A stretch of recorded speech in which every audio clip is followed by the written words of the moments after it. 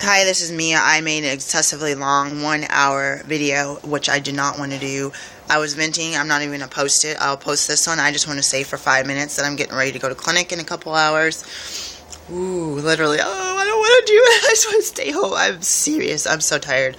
I have a garden out here. I was just trying to show you guys. It's not pretty. That's just, I have like this porch, the front porch, and the side porch. And then I got like this here in the back where those weeds are growing. Oops. I should have replanted. Some of the stuff in there is supposed to be replanted in there, but we had a yard inspection that we all failed, apparently. A surprise one. Over there, where that ivy is, there's some cement wall. You can cut it and put plants on there. That's why the plants are surrounded by ivy, because I did cut them back, because there's a highway exit right there. I was venting about my church, and my kids feel uncomfortable there, and people keep trying to push me away. They keep telling me that I need to not come there. It's like, dude, in a year, I'm going to be a physician.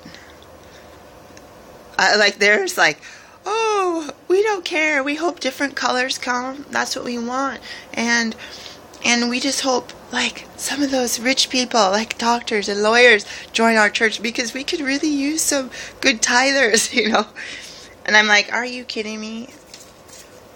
And it's like, they're not letting me participate in events. They weren't letting me volunteer. I signed up to volunteer for youth. They wouldn't let me do it. I think some reasons why they don't let me do things is because I'm a single black woman, single mom, and I think everyone who's a leader on the outside, they're white, they're couples, their kids all have blonde hair, they live in houses or trailers, but it's like homes that look like working people. Let's say there's good working people. Even if the people don't have jobs or are chronically unemployed. I see the type of people I choose for leaders, and I have been to some of these people's houses. I brought my friend who was Catholic over, and they were stealing stuff off the internet, stealing video games, going to certain websites, being told that the law and that these people that found out, that tracked this guy so much that he was being threatened to have to go to jail and pay fines. This is one of the pastors at my church. And that guy he went to my church once, that my friend who was Catholic, he never came back. And he was like, oh yeah, I'm going to take all these tips I learned about how to steal home to my relatives for Christmas break or for Easter or whatever, and they'll love this, you know. But it's like, how does that even make me, they're mad about the way I look, and because I'm single, and because every time they come to my house, I'm in the middle of moving, and they're like, your house is a pigsty. What does your house look like when you move? Just because you're perfect and you're a stay-at-home mom and you have everything labeled by room, it's like, I'm out of the house 50 hours a week. How am I supposed to pack? And where I live, it's like, you apply for a next place, they won't tell you if you get the next place. But then you have to, like, give a move-out notice, a 30-day notice to your current place. So you're like I've even gotten denial. Sorry, you can't live into the place that you applied for. And you're like, I have like 4 days until I gotta move out of my old place. So you're packing. I'm always going to finals. I'm always have class and work. I'm raising my kids. They're living in daycares. It's like, it's not like anyone, it's like there's no neighbor coming over to help. There's nobody coming over to do anything. All I'm doing is driving home every day, filling the car with banana boxes from the grocery market. And they're telling me what day and what time to come. So I'm trying to be like, okay, what day is it again? Okay, I gotta go to this store, then I gotta go to that store, then I gotta go to this store. And it's like, I'm done going to the liquor store. I don't like liquor store boxes. I don't like all the words written on the side. I used to wear that in elementary school. My mom was a teacher too. All the supplies they kept on the shelves were in liquor boxes. I'm like, is that telling kids, like, it's okay?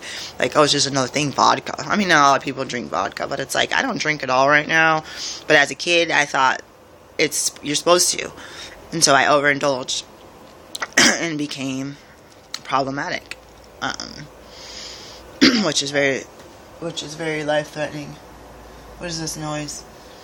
I have to go. I just wanted to do this as a short video. I have been made to feel like at my church that because I'm at school on the weekends or on Wednesdays or on Thursdays or whatever days I'm at school, practically 7 days a week, including in clinic, long hours, sometimes short hours, I have been made to feel like I'm going to hell.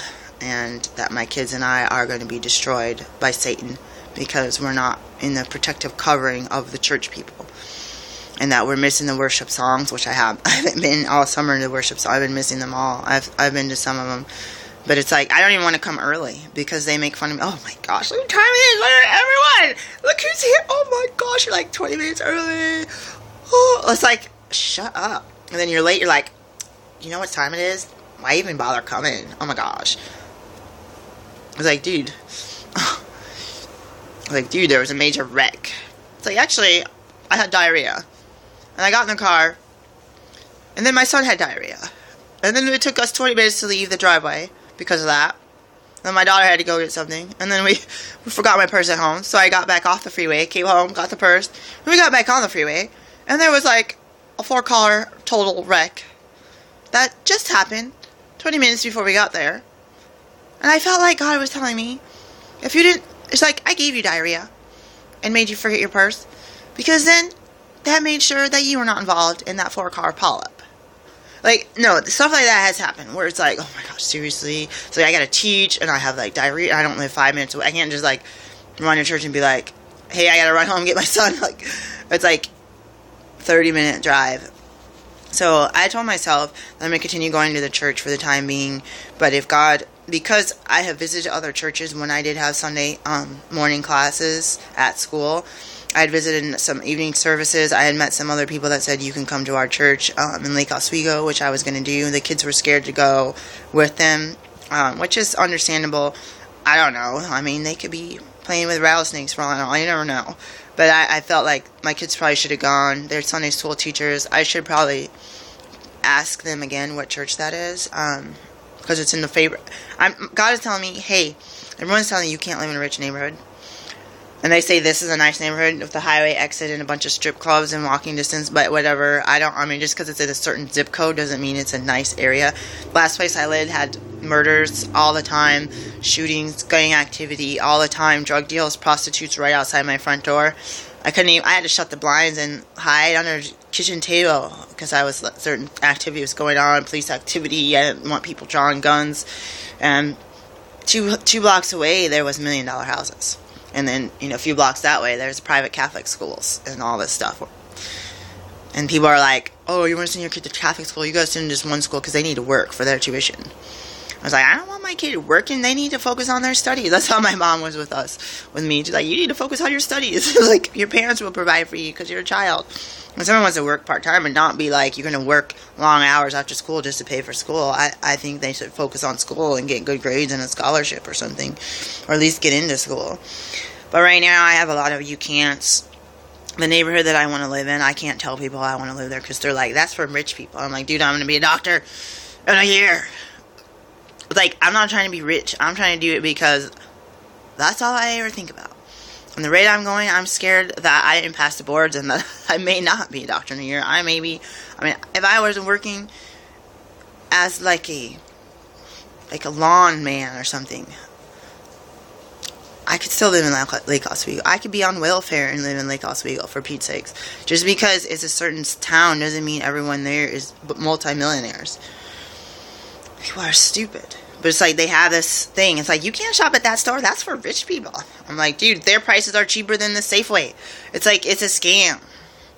And you don't go in purchase. Every store is a scam. You don't go in there and purchase one apple. Sometimes they have one apple for $4. And it's like, no, you buy these ones over here.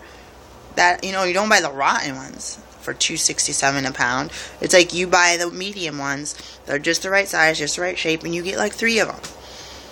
And then you eat them, and then you go back to a different store, a cheaper store, and you get a different kind of apple. Or you get it from the dude on the side of the road from the farm that has a truck that doesn't speak English. Whatever. Big bag of navel oranges driven up straight from California. I've done that. I'd rather... And then they tell me not to eat vegetables. So I had health conditions. I had health diseases that reversed themselves. My dad had health diseases. My mom, when she was alive, had cancer taken away from her from a raw food diet. And I cannot justify any of this, so do not take... I'm just telling you that there was a doctor, there was a primary care physician that my dad was working with, so I can tell you, I forget the guy's name, they were working under a doctor, so I can't tell you that this would be any type of cure. But it's like, I've seen diseases, disappear. So why are you going to tell me, when you're crying because all your relatives have all these diseases and don't have medical care, and they have to pay out of pocket, and they're begging people on Facebook for money. It's like, I'm going around eating these foods, I haven't gotten sick. I did have a fever on Friday, but I think part of it's because I ate like 6 fish sticks. When I eat like corn and dairy, or corn and wheat, I get like a cold. I have patients that do this. They get like a cold every 2 to 3 weeks. It's like every time I eat wheat and corn, I get a cold. And I think part of it could be you have mucus inflammation. It was just an opinion. Mucus inflammation happens, which makes a ideal condition. Like, say I take a bunch of rags, like these clothes, I wet them, and I just throw them on the floor. And leave them there. And then I put some maple syrup in there and some stuff. It's a great habitat for mold, for ants, for fruit flies. I throw some, some fruit on there. Some old grapes, mold, mildew, potential, leave the doors open, let some mice in there. You have a habitat. Clean that stuff up, wash it, throw it away, back in the floor, and clean up. I mean, you might have attracted, you already had those animals breeding, even though you clean that stuff up, like you remove a cancer, a tumor from someone. Like, I'm going to clean this, I'm going to pick this stuff up, and I'm going to throw it somewhere else, and clean it, I'm going to wash it, I'm going to throw it away. And then you end up, you already have the toxicity in your house. You already have the mold spores in your house. You already have the fruit flies and the mice and the rats in your house, because the habitat attracted them, and then they proliferated. And then you cut a cancer out, or you cut a melanoma off, throw it away in the garbage, put it in a lab somewhere and save the DNA so they can do tests on your DNA later. Because, you all read the fine print, don't you? About what they do with stuff they take off your body. It's like, I went somewhere, it's like, I went to this classroom, and like, there was a bunch of people that looked just like me when I was a baby. It's like, it was almost like someone cloned me. It's like, you gotta read the fine print seriously. Just check no if you don't understand, because they will use your DNA and stuff. Anyways, besides that, they use a lot of other things, like aborted baby parts. Where do you think they get the fetal, what is it? Anyways, that's too much information for now, because I don't have my resources to give you, to show where I'm getting the information. So say the house has the fruit flies, the mold, the mice, the rats, and the mildews and all that stuff. And actually, in the Old Testament, it says your house gets mildewed, burn it down. But say this is like a body. You cut off the cancer, you cut off the bone, you cut the tumor, all the breast off. You've already invited the toxicity in the house that caused the outbreak to occur, the toxicity, the poison to occur in the first place. I mean, just like the Bible says, scrub your house, clean your house, throw away your furniture, scrub your linens, boil your linens or whatever. Take a bath. They tell you how to do it, and then they tell you how many days you have to wait, and that you're unclean, and that you can't touch anyone. And they said, so that's kind of like what you have to do to keep from having, if you get toxicity, because a lot of us as kids were eating toxic foods, we don't even realize it. And some of that stuff, old people have long ears, big fat ears and noses. It's like, and like this, it's like, that's toxicity being stored. As in, I'm storing old shoes from the 70s because I think they might come back in style. It's being stored until I purge them and get rid of it. It's still going to be stored, and it has a potential for habitat for all those poisons. It's just like my shoes are potential, for any kind of cockroaches or something that might like the glue that's in there or whatever. So I feel like just like the Old Testament talks about cleaning the house, you have to clean your body out. Most of the people are already toxic. Driving down the street, you're breathing in fumes from the cars in front of you and all this. You're breathing your own exhaust.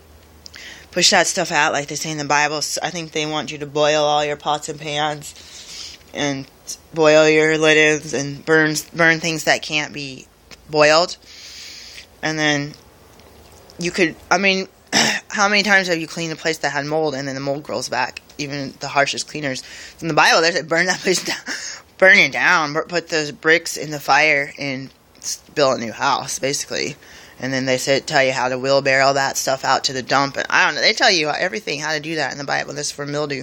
But that's what I'm saying about people are telling me that I'm doing the wrong thing, that I'm eating the wrong foods and all this stuff. But I've had these medical conditions where people cut stuff out of me that is toxic, that would kill me if I let it go. And I need to do that. After that thing is removed, I need to open up my doors and let the stuff out.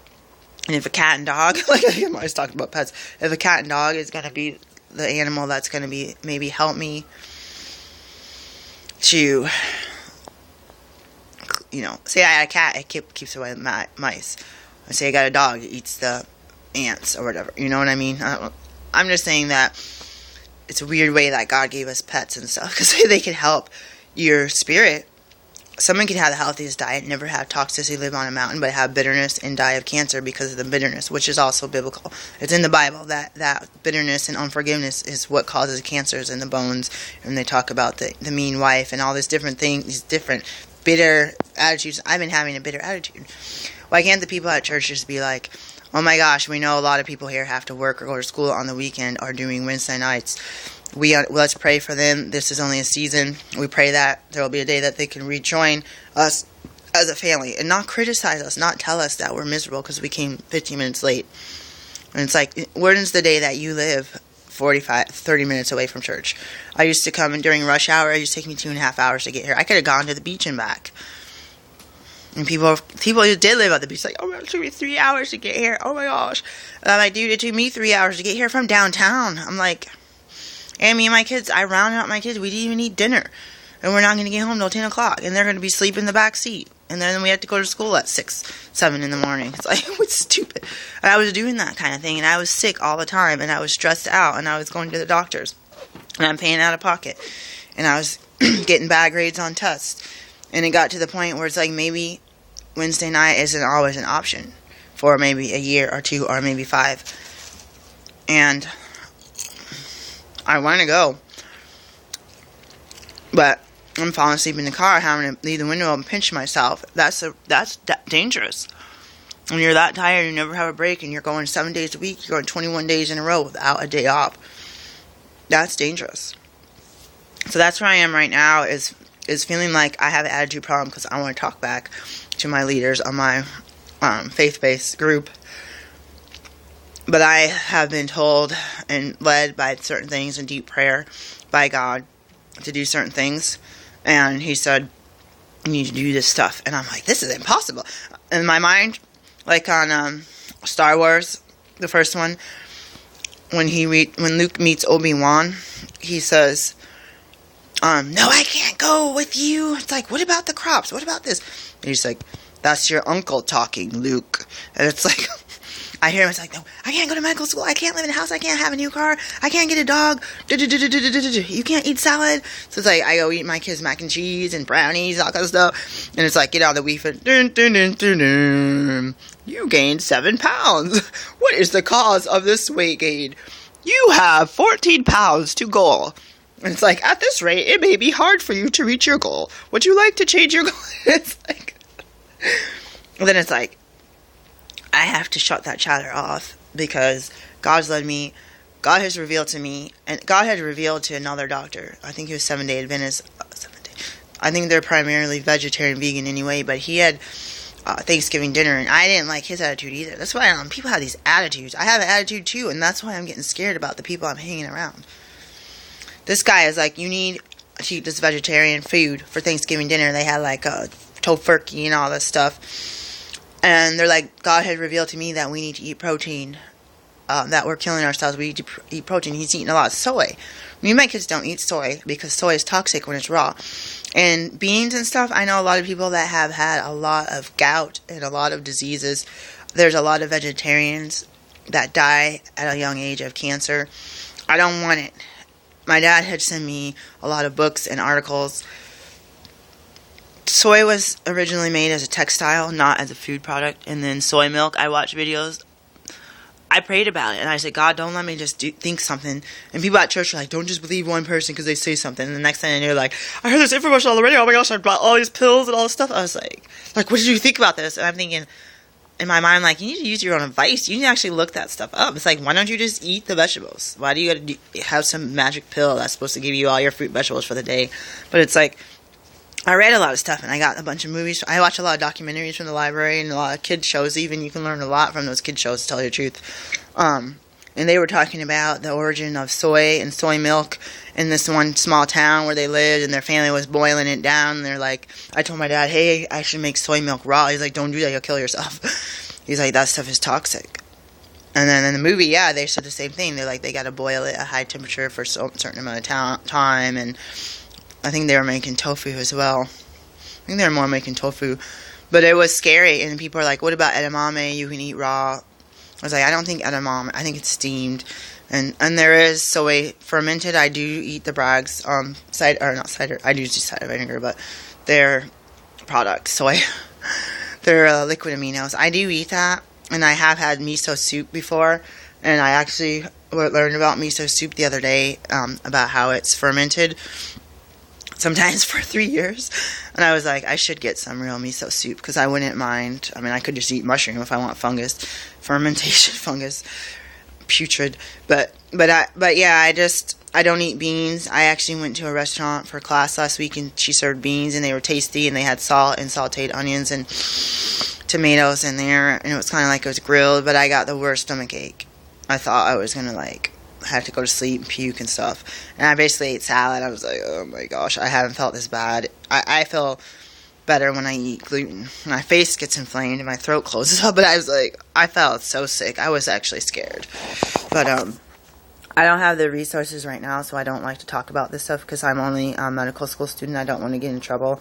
But I will try to find some resources or websites. I don't want it to be in trouble, but I have read the articles, and it's nothing.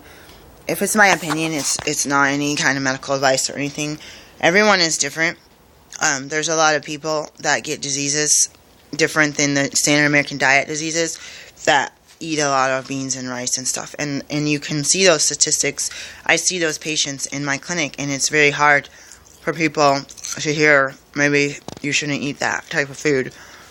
It's even hard for the doctors. They're like, oh, that diet's great, but it's like they are sick, and they've been sick their whole life. They've been eating that for their whole life. And I just say, doctor, can I give the patient writing diary, food diary? And yeah, they can say for themselves, maybe I ate certain cheaper foods, or maybe I ate overindulged in certain food, and I felt a lot worse.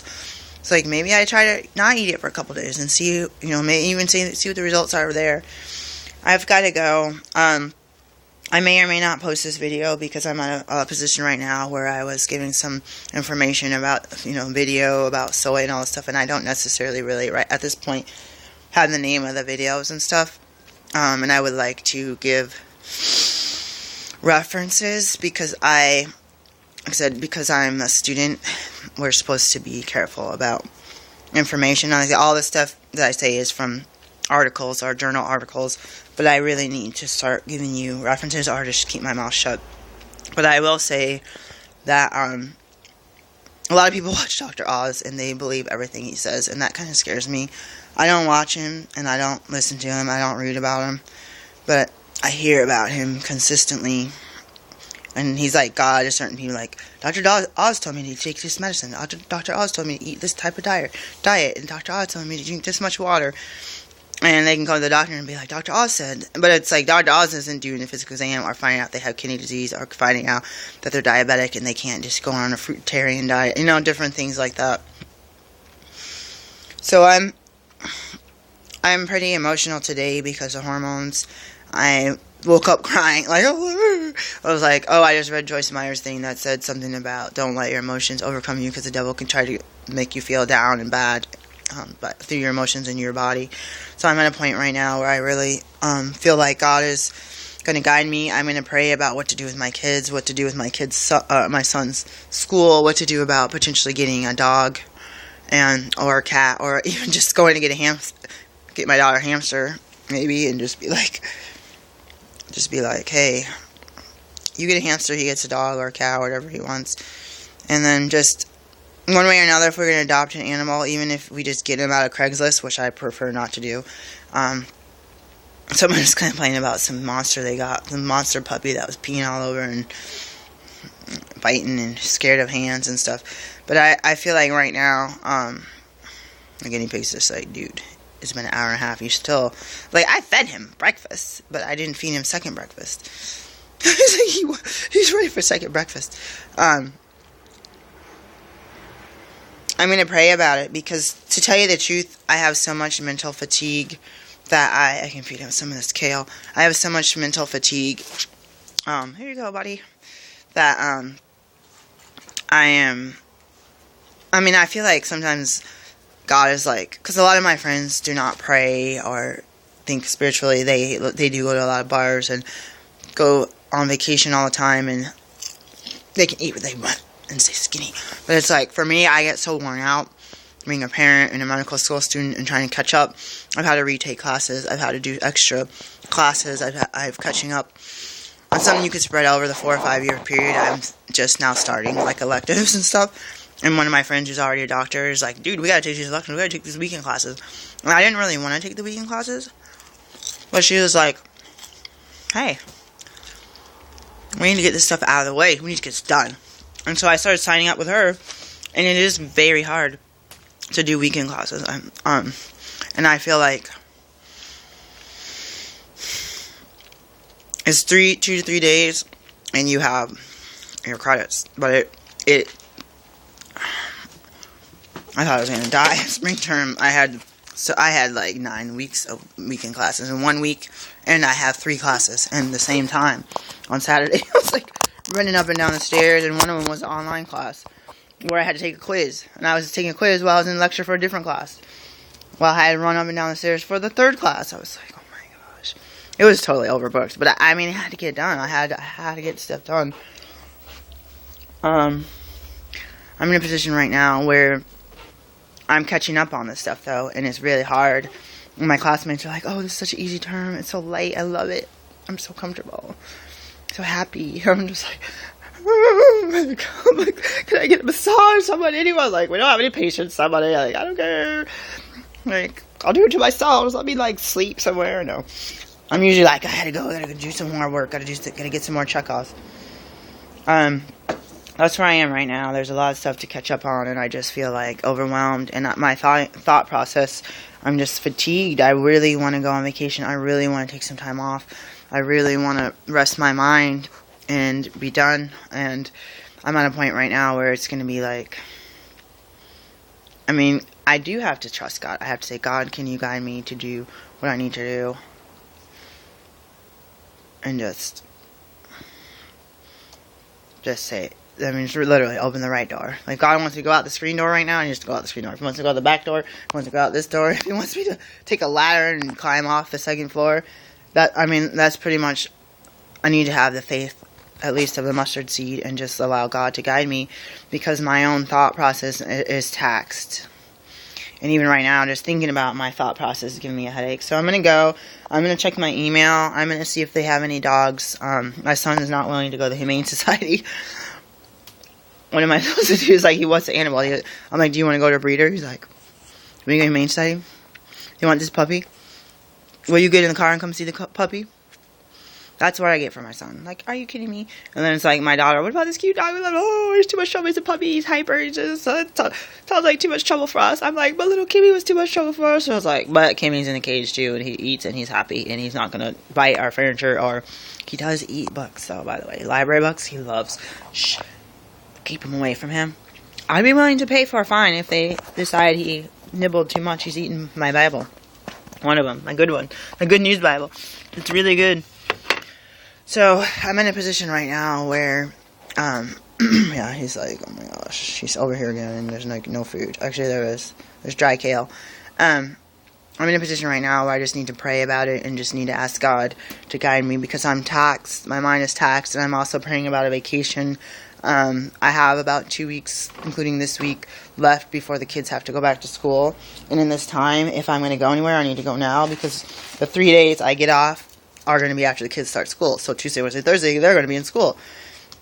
So if I'm going to go somewhere or leave town or go look for a dog or go camping, it's pretty much going to have to be next week. I am making advance for our vacation, so it would need to be like something came up. I mean, I am having a medical emergency with my son. It's just that I may not be literally taking him to a doctor that day. I may be doing some mental health strengthening for my family, which I feel is necessary. I mean, he's really having a medical emergency. I did speak to the school. They did say if there's something that really needs to be done, just send us documentation. They just weren't allowing us during the school year when we actually have to be in class on a daily basis. They wouldn't allow me to take him to appointments or to miss some hours to make phone calls and stuff during business hours, which is really difficult when you're leaving messages at midnight to people and then they're calling you back while you're in class. That's all I want to say right now because I could talk all day and I know I need to clean up.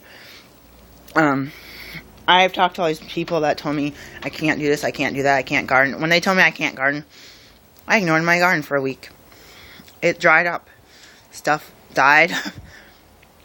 And before, I was out there, twice a day, watering it, picking the stuff, pulling the weeds, moving stuff around, sweeping out the porches, replanting the grass and watering the grass. And as soon as someone said that, one person said it, I neglected my garden. And I'm like, they're right, I gotta study. I'm like, wait a second, that's part of my downtime. That's part of my take a break and go get some fresh air and play in the water and smell like the evaporation of the water and all that, happy smells and all that. So I really have a problem. I really need to deflect these thoughts.